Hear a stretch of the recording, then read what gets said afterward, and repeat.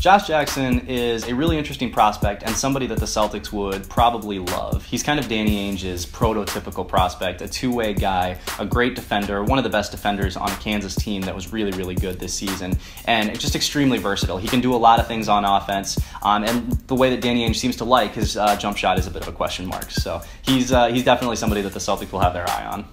Well, Jackson went to Prolific Prep, so it was a little bit difficult to get a real handle on him. They didn't travel as much as a lot of the other teams. They didn't come to the hoop hall, but he really did stand out with his athleticism and the various things. One of the things that's always kind of stood out about him since high school was that he was a freak athlete, but he was also just a super high motor player. He just wanted to win, and he just had this real fire in his belly, it seemed like, even at the high school level.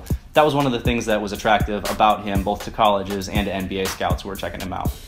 Well, at Kansas, he wasn't the number one option on offense, which was different from Fultz and from Lonzo Ball.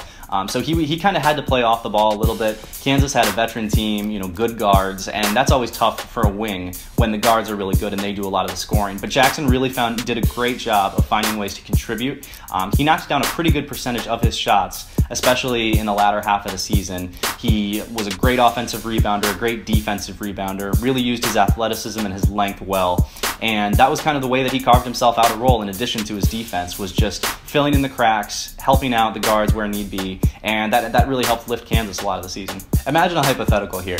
Imagine a backcourt off the bench for the Celtics with Marcus Smart, Jaylen Brown, and Josh Jackson.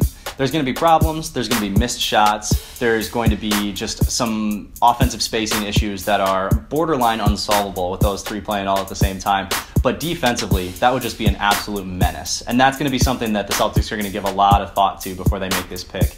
Especially when you look at Jaylen Brown and Jackson together. Those two guys are just freak athletes, very long, very young, tons of energy, both play extremely hard.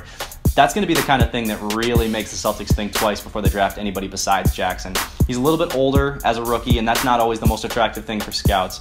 But just his fit with the Celtics, his versatility, his ability to guard multiple positions and play off the ball, those are going to be things that the Celtics really like.